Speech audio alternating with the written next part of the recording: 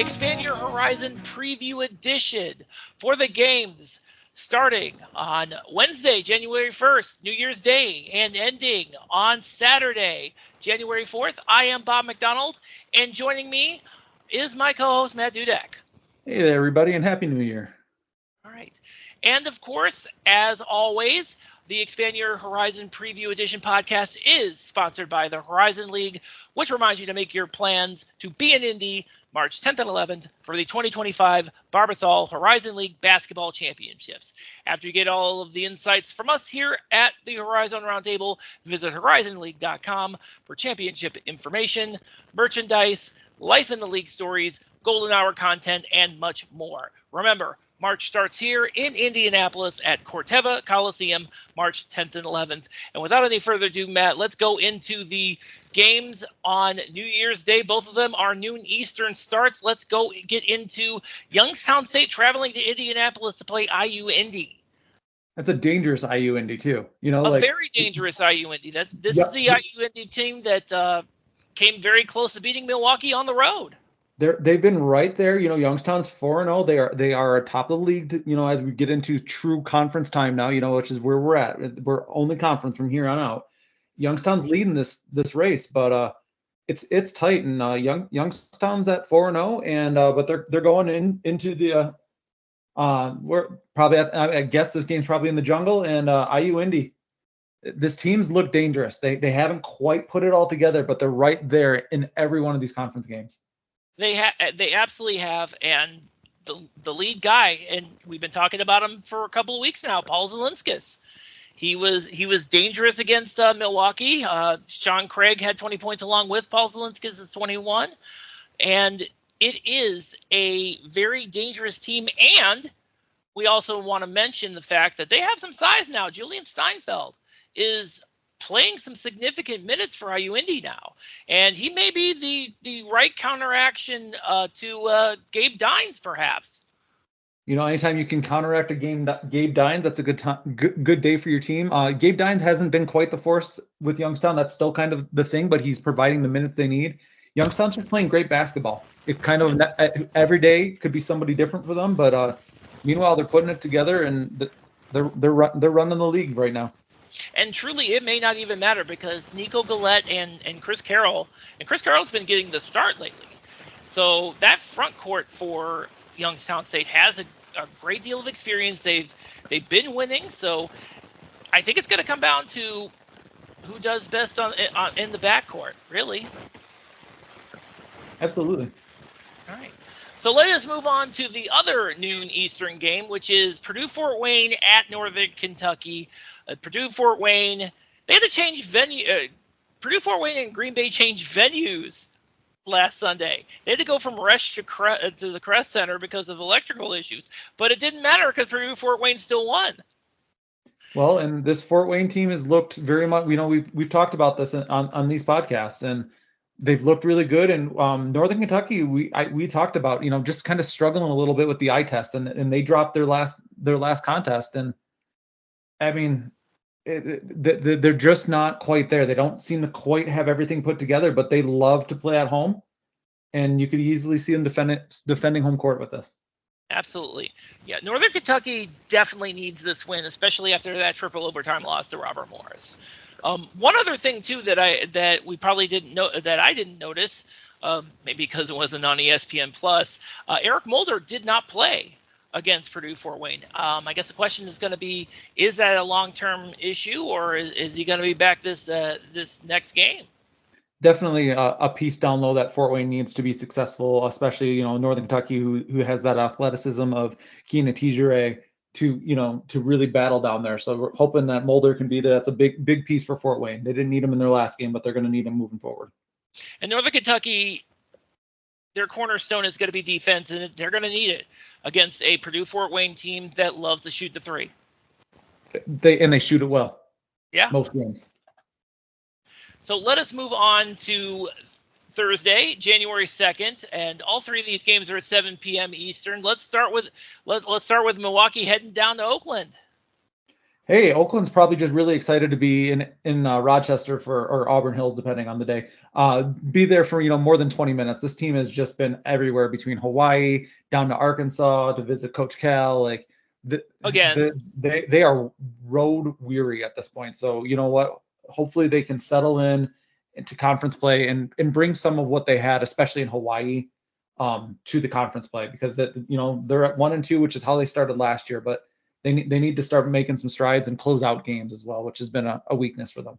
and they're coming up against a really, really dangerous Milwaukee team that has so many weapons, and it's going to be a challenge for them, especially up front when you got a guy like JaMychal Stillwell, who is a double-double machine.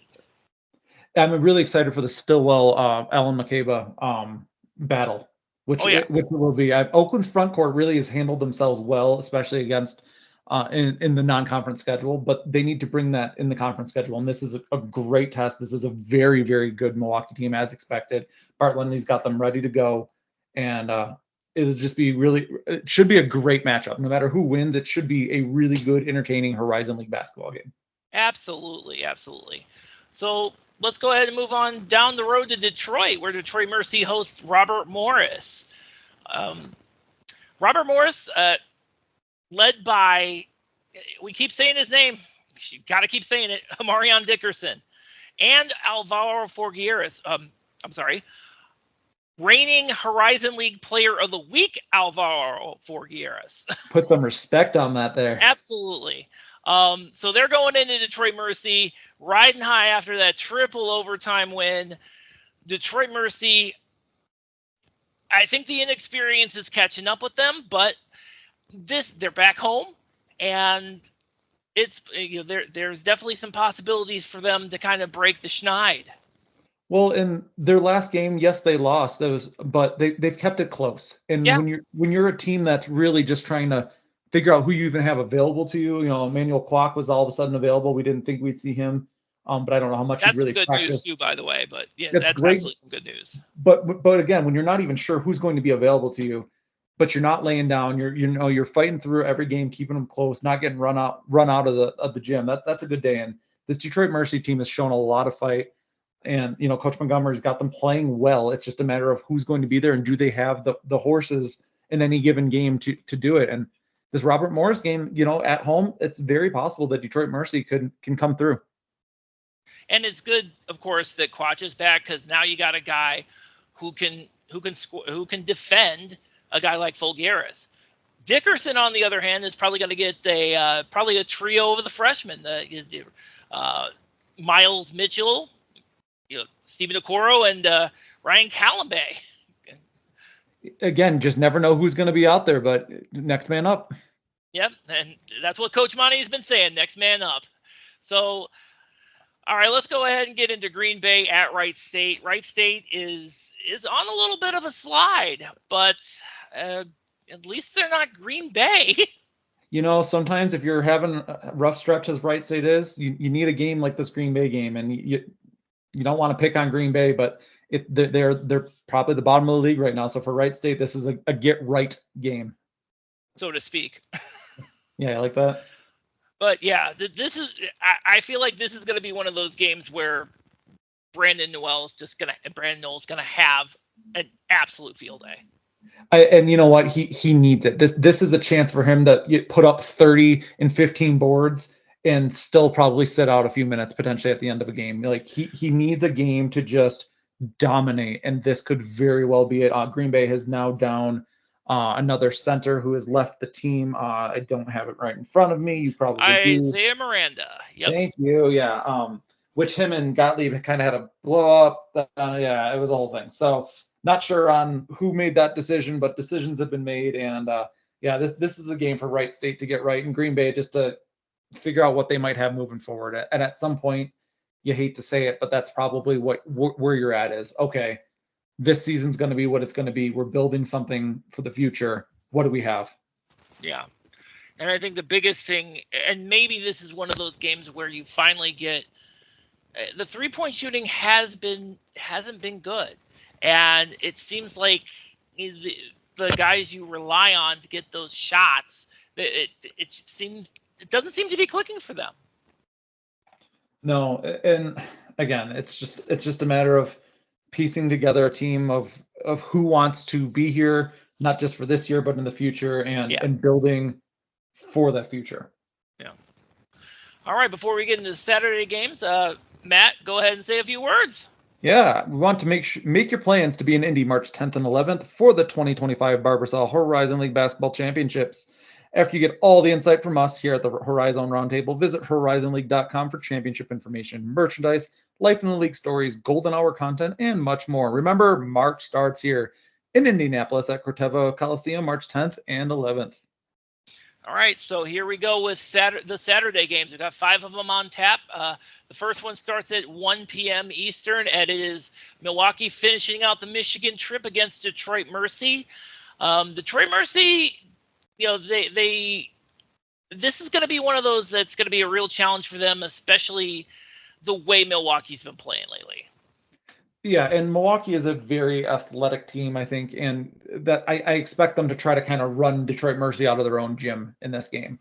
And that's something that when you have those experienced players that do have the athleticism that Milwaukee has, they have the opportunity to do that and to really kind of establish it early and just take all the air out of it and just let Detroit Mercy know who's going to be there. So for Detroit Mercy on the reverse, it's going to be, can they withstand the first 5-6 minutes of this game and dictate the pace of the game? I think if they can dictate the pace and they have a chance to stay in this game. And that's kind of Detroit Mercy's thing, is keeping the game and then pull it out down the stretch. I mean, this is how they beat Purdue Fort Wayne. Exactly. So it definitely was in the realm of possibility that Detroit Mercy at home, another home game for them. So definitely got the home court advantage, if you will, going for them. And this could definitely be a game for them. Moving on to the other 1 p.m. Eastern game, it's Green Bay. They're heading to Northern Kentucky. I don't know if there's anything more to be said about this one, except Northern Kentucky is a great defensive team. Green Bay has had some serious problems with turnovers. But at the same time, we've talked about Northern Kentucky. This may be a game just like the Wright State game where they can kind of get right as far as the offense is concerned. Yeah, this is a tough stretch for Green Bay. I mean, we just talked about it, and I mean, all of it's a tough stretch for Green Bay. But well, exactly, and there's only so much you can do in season at this point. So this Northern Kentucky game is going to be tough. Truist is a tough place to play anyway. Northern Kentucky is going to be looking to really establish this and make this a statement game and make sure, like you said, that they get right. And what more can you say for them other than I hope that they can keep it close and competitive, which is really what the Horizon League's been outside of Green Bay. They're the one team that's kind of struggling. In the past we've talked about the log jams that are the Horizon League, and I think this year is going to be even more than usual. Oh, absolutely. And so just looking for Northern Kentucky to really, really put this game away early and get some players some minutes and rest people like Vincent and really just kind of go from there. Yeah, absolutely. All right, so let's move on to the first 3 p.m. Eastern game, which is Robert Morris heading to the arena to play Oakland, and I like this game. Going north from Detroit to Oakland there, and this should be a great game. It's two of my favorite coaches, selfishly, in the league. I love Andy Toole. I love Greg Kampe. Love watching these two interact even within the game. Again, I hate to just keep repeating, but Oakland needs to continue to build on what they've done in the non-conference. And, we'll see what they do in that Thursday game, and then what they're able to learn from that and bring to the Robert Morris game. I think the biggest advantage they have is the front court in this game. We're with Makeba and Buru. I'll be honest with you, I'm not so sure.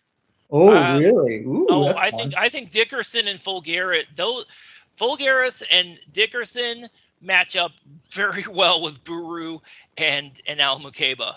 I absolutely, this is going to be a great matchup in the front court. I am looking forward to seeing this. See, and I see Fulgaris more as a stretch guy, so he's going to try to pull Buru out, except with the way they play the zone. I'm not sure how that's gonna work, but I don't know Fulgaris and Buru banging down low, I'm gonna put my dollar on Buru in that matchup. But it'll be a lot of fun. The way these two teams match and watching, like we said, with two really well-established coaches, how they make adjustments to the other team, or can they dictate the pace to control how this game's going to be played. And I don't think we've really said enough about how Cam Woods has really been an impact for this Robert Morris team since he's come back from injury. I think he has been a big part of how they've operated in recent games. He's been the piece they need him to be, and that's Absolutely. that's great. Especially we've talked in the past about with Justice Williams being out and who's going to control the game for Robert Morris. Cam Woods has stepped into that role very nicely. Indeed, he has. And I would be remiss if we didn't talk about DQ Cole a little bit. He's got to show up. He does. He was picked as a Horizon League. I think they had him second team, but Oakland's known for having a guard on the first team, most years, and he's got to step up. They needed a lot from him, and he does his best work when he starts down low because he is a pretty good sized guard, and then that opens up his 3-point shooting. When he's just pressing and making his shots his priority, he's not at his best. So Oakland's best when he stays within the flow of the offense. All right. And then we get into the other 3 p.m. Eastern game, which is IU Indy heading to the Wolstein Center to play Cleveland State. And I got to tell you, whatever happened to Cleveland State, guys got to keep doing it, man. I was not super high on Cleveland State even a couple weeks ago, and they have just kind of flipped the switch, and this is a really good basketball team. Danielle Robinson has really put this together, and they're a great team that playing really well at the right time, which is what you're supposed to do. Whatever it was that they need to do, they've got it figured out at the right time. And they're welcoming in, as we've kind of talked about previously, a really underrated IU Indy team. At 1-3, they're sub 300 KenPom, any of those things. They don't look great on paper, but it's a pretty good IU Indy team. They're a good challenge on any night, and they seem to be very consistent with that. I think the big thing here is going to be Cleveland State trying to defend the 3, because IU Indy's going to shoot them. They're absolutely going to shoot them. They got enough guys who can do that, which is a statement I couldn't say last year. It's still weird saying that. It is. But Cleveland State has been really good defending the 3. Look what happened against Wright State. They basically neutralized their entire perimeter shooting beyond the arc. And that was part of what led them to win, not to mention the fact that Cleveland State can pretty much produce turnovers at will. And, they've got great freshman play. Another freshman of the week there. It's Jay Sean Stevenson, 4th week in a row. They're putting pieces together, and they're like I said, they flipped the switch at the right time. Yeah. Which leaves us to the last game of the week, which is Youngstown State heading over to Purdue Fort Wayne. Great game. Cannot Absolutely. wait to sit in and watch this game. We'll see where records are at, but these are 2 of the top teams in the league, along with Milwaukee. I think they'll be our top 3 right now. So this is a very good early conference matchup between 2 of the top teams. I think they play very similar styles. Youngstown's not afraid to get out and run. Purdue Fort Wayne's not afraid to get out and run. So we should get some higher scoring affair, I would think, and we'll see what's going on. Fort Wayne can't compete, I don't think, with the front court of Youngstown, but at the same time, that's not really how Youngstown is thriving right now. Gabe Dines coming off the bench is, Dimes and Mulder would be an interesting battle, but I don't think that's really the priority I would have thought it was going to be at the beginning of the season. And let's not forget, we got Purdue Fort Wayne, who arguably has one of the best backcourts in the conference. They still do, without a doubt. One of the things too, and I think the big thing here is just like with the Cleveland State IU Indy game, turnover differential. So Purdue Fort Wayne still leads the league in turnover differential. At least I think they do. You have to value the ball. Absolutely. Yes, and they absolutely do. Purdue Fort Wayne absolutely does. They keep the turnovers to a minimum, and especially against a team like Youngstown State, who will try to go after the ball a little bit. Well, and if I had to make a guess, and I'm dumb, all my guesses are wrong anyway. You can throw out the first 39 minutes of this game. They don't matter. With about a minute left in this game, these teams are going to be real close within one possession. And it's going to come down to who can close out games. And Fort Wayne does have a much more experienced together team to close out a game. So I give them a little bit of a lean here, but every time I've counted out Youngstown State this season, they just continue to pile on wins. So they did. Wouldn't be surprised. Yeah, and they definitely want to keep that undefeated streak in the Horizon League intact, which will be hopefully they get to that game with that, and we get these two teams coming off of wins and go from there. Absolutely. So Matt, that's going to wrap it up for this episode of Expand Your Horizon Preview Edition. Be sure to tune in next week. Again, as always, we will be posting these episodes at 9 a.m. Eastern on Tuesdays. Until then, you can catch our articles and our regular podcast, along with this one, at horizonroundtable.com. You can also subscribe to us wherever podcasts are available. And, of course, you can pull us up on your Amazon or Google devices. So tune in next week. Until then, thank you all for listening.